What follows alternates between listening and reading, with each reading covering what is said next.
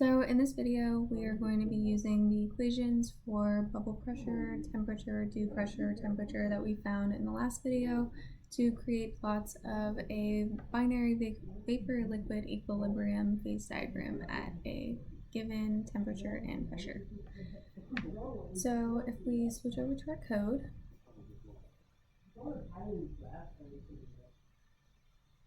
I've already prepped our code, imported properties for benzene and toluene, imported plotlies so we can make the plots, and most importantly, imported the root function because we'll be needing that to solve some of our equations. So we do need to bring in our equations to be able to make those plots. So to start, let's put in our mixture values for benzene and toluene. So for X in our liquid phase, we'll use an array. And we have 0.3 of benzene and 0.7 of toluene. And then for our Y, which is going to be the vapor phase, it's just going to be the same. So we can just bring that down also. Alright, so now that we have that in, we can go ahead and start with our equations. I'm going to start with bubble pressure first. Thinking back about the known variables in our bubble pressure equation, we know the proportions, so that's going to be our X, and we know the temperature. And then this one is super simple. We just need to return our equation that we came up with from before. I'm gonna do a little split action here so we can see those equations. Alright, so our bubble pressure is going to be the sum of our X variable times the saturation pressure of a liquid, which we can call upon, oops, not numpy, we just want P dot PVAP, and given the temperature. Alright, so that should be good for our equation for bubble pressure. Next, if we look at our bubble temperature, it's going to be a little bit more tricky because we did do that substitution and didn't quite solve for temperature all the way. But let's go ahead and define this. Bubble temperature, and our knowns in this case are going to be pressure. I'm sorry, we'll do our X. Goodness. X and pressure. And what we're going to do to solve this is use our root function. So to use our root function, we need to define another function to supply it with. So we'll just define some other equation, and again it needs to be a vector, if you remember. And our vector is just going to be our temperature, and we only have one temperature. Oops.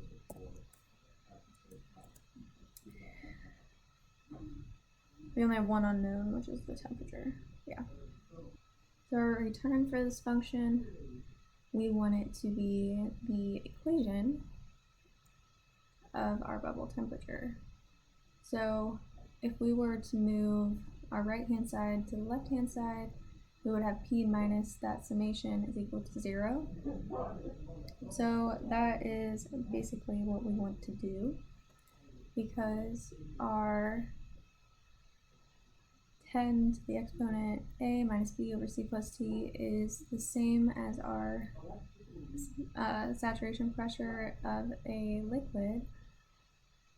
What we can do is return our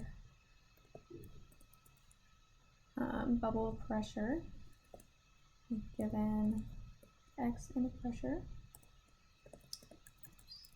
and temperature, pressure, we can just subtract our pressure from that. So our root function is going to run through this function until it finds some pressure that satisfies this temperature function here. So then what we need to return for our bubble temperature function is just going to be our root, what we supplied in the root. That's going to be our equation, and then we also need to supply a guess of a temperature. So we'll just do 298 kelvins because that's room temperature. Then we can go ahead and call upon just that one temperature value in our array. So that looks good, and that should work to give us the bubble temperature and our bubble pressure with a given temperature and pressure. So now moving on to dew pressure, it's going to be quite similar to our bubble pressure above. We'll call it dP, and this time we know our Y, which is going to be our vapor components, or the vapor mole fraction of our components, and we're going to know the temperature. So again, this return statement is just going to be the right-hand side of our dew pressure equation over here. So just write that in there, 1 divided by our sum of our mole fraction in the vapor phase divided by our saturated component, saturated pressure of the vapor phase at a known temperature. Alright, so that looks good. And then for our dew temperature, it's going to look similar again to our bubble temperature, except we know the Y instead of the X, which is the vapor instead of the liquid. And let's see. So for this, again, what we want to do is define another function to supply to our root solver. So we'll define another equation with some other vector. And then again, just temperature is going to be equal to that vector. Now return. It's going to look very similar again to bubble temperature, where we use the bubble pressure minus the pressure, but this time we'll use the dew pressure with our Y and T minus pressure still, because that's not changing. And then for our return function below, it's going to be the same thing again, just root of our equation, and we'll still supply at the same temperature of 298 kelvins. And again, we'll just call out that one variable. Alright, so that looks good. So now that we have our 4 functions, we can begin looking at how we want to plot these vapor-liquid equilibrium curves. If we look at what we have here, we are on part number 2. So for a binary mixture of benzene and toluene, we want to generate those plots, and we have a given temperature of 393 Kelvin and a constant pressure of 150 kilopascals. What we want to do is see how our mole fractions of benzene and toluene that we have now appear on this equilibrium phase diagram, and what it would look like if we were to maybe change those mole fractions. So we will jump right in that. So let's start with our plot of bubble pressure. So on our x-axis, we are going to be changing the mole fraction of benzene as a liquid phase because it's the more volatile component of the two. So it's going to take a higher pressure to reach that bubble pressure. So first we'll have x1 for benzene. We can use lens space, and we need a starting point and end point for our x-axis, and we'll do 0 to 1 because you can't have less than 0 of benzene or more than 1 ratio of benzene. And then we need a number of points, so we'll say 11, so we get 10. And then for x2 is going to be for toluene, so that's just going to be 1 minus our x1 value. And then we are given the temperature over here as 393 Kelvin. So put that information in. 393.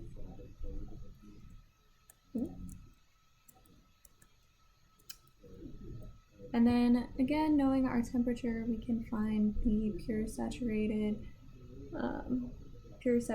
vapor component. So that'll be our Psat equal to our P dot Pvap of temperature. Then we are going to need a list of our bubble pressures. If you remember, we are going to have our summation of both components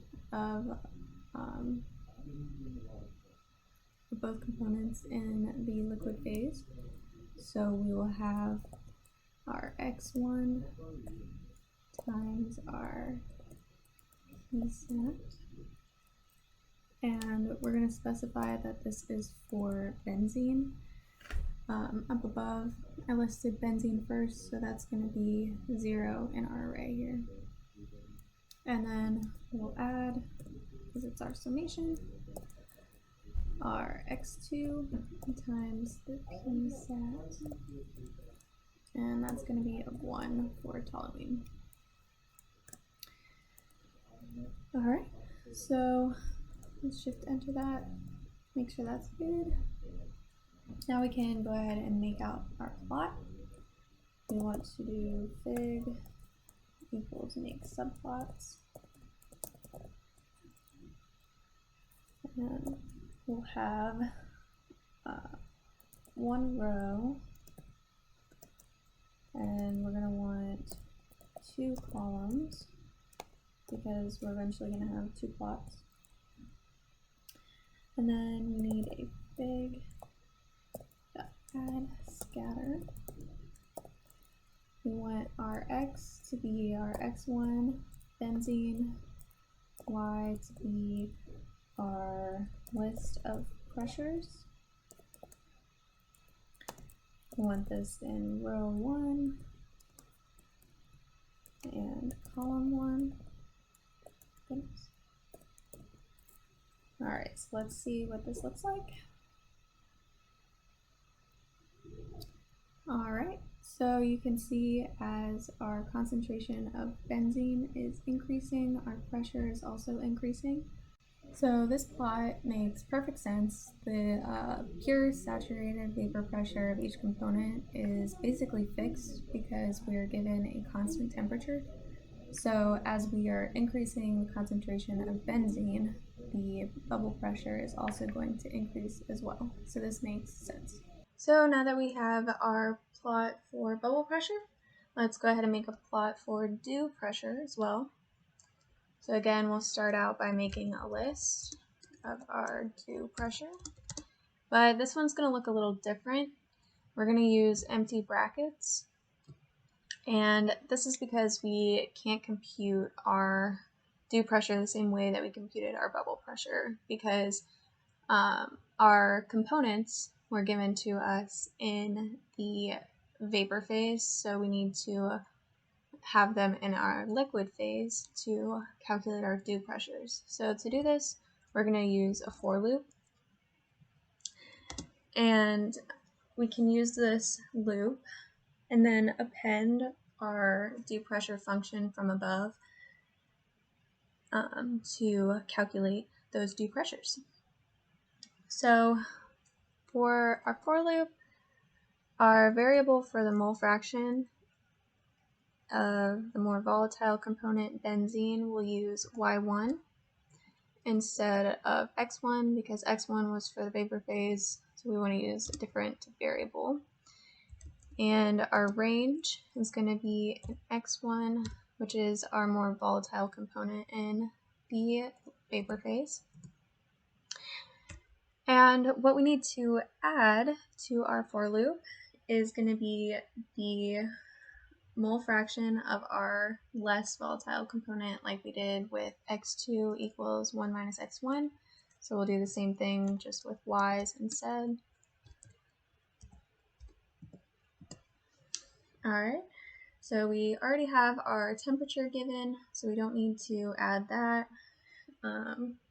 So if we think about what we're trying to do with this for loop is compute the dew pressure in the liquid phase. So in our function above with our dew pressure, we have y supplied to our function, which is going to be an array you see here.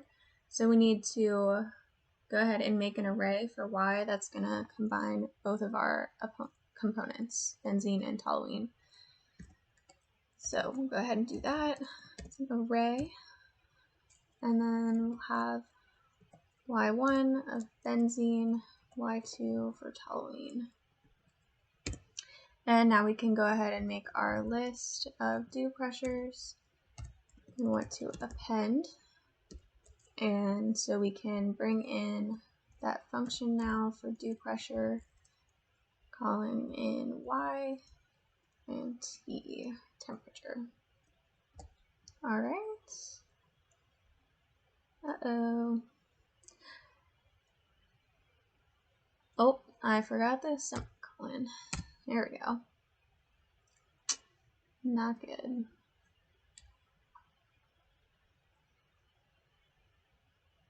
Oh, I have a typo. Goodness. All right. Now we're good. Okay. So we want to see if this works and gives us a list. Here we are. We've got our list of dew pressures. So now we can go ahead and add our scatter plot. We're going to go ahead and add it onto the same plot as before because we are still using pressure in the y-axis and the changing concentrations of benzene, the more volatile component. So I'm just going to go ahead and bring this down, and we want to change this to our dew pressures. So here we are, we have our red line is going to be our dew pressures, and as our concentration, our mole fraction of benzene is increasing, you can see the change in pressure at our constant pressure, or our constant temperature. Alright, so now we're going to be looking at the relationship for bubble temperature and dew temperature. So I'm going to put this in a new one here. So first what we're going to do is, well, we're going to be using the same idea that we used for dew pressure, where we had the open brackets and a for loop to call upon our function for dew pressure. So we'll want to make a list for our bubble temperature and a list for our dew temperature. We also need to specify our given pressure because this time we know pressure but not temperature. I'll put this above here. So our pressure is going to be 150,000 pascals. So now we can go ahead and make our for loop. So we're going to be appending our bubble temperature and dew temperature functions so we can compute the values that we need for our plots. So the variable I'm going to use this time is going to be z. So z1 in our range is still x1. And again, we need to do the same thing like we did with y2 and x2. So we'll have z2 equals 1 minus z1. And similarly, we need to supply an array for our z1 and z2 components of our mole fractions here. So go ahead and do that.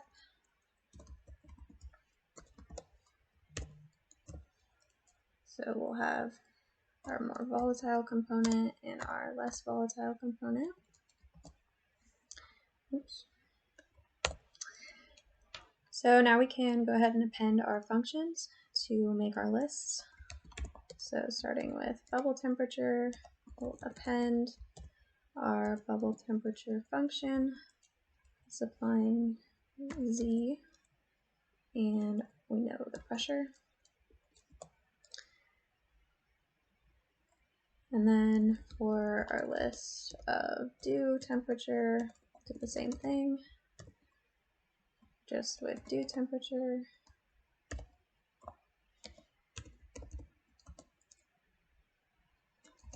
All right. Let's see, what if we put our array in for z instead? If that changes anything. No.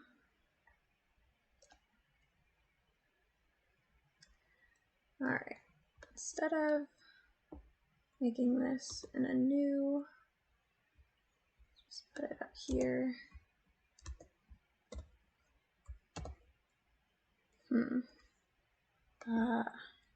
Didn't capitalize my P. There we go. All right, so now that we have that sorted out, we can go ahead and plot it down here. And again, we're just gonna copy this down, but we need to change our column to 2 so it shows up in a different plot. And we need to change our lists. This is going to be dew temperature and bubble temperature. All right, so let's go ahead and talk about our dew pressure and bubble pressure first as a review.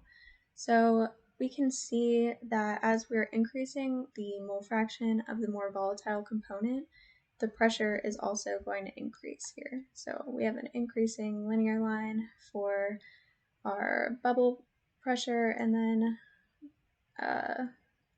exponential type for our dew pressure. So this makes sense because our more volatile component is going to have the lower boiling point. So when we're starting out with all vapor and we add pressure by adjusting the piston until we get enough pressure, that's going to create that first liquid drop. So if our mixture has a higher mole fraction of the more volatile component with a lower boiling point, then more work is going to be needed to exert on that system to get that first drop than if there were less of the more volatile component. I also wanted to note that our x-axis does not really specify what phase we're in, whether that's liquid or vapor, because if we're looking at our bubble pressure curve, it's going to be starting out as all liquid, and for our dew pressure curve that's going to be starting out as all vapor and then going to liquid. And this also applies to our temperature plot on the right. So now let's talk about our temperature plot here on the right. We can see that as our amount of the more volatile component in the mixture is increasing, then the temperature at which we have that first bubble or first dewdrop form is going to be much lower. And this also makes sense because, again, that component is the more volatile, so it's going to boil a lot easier. So when we have more of that one more volatile component, we don't need such high of a temperature to get it to that change in phase point. So this is all I have for our video.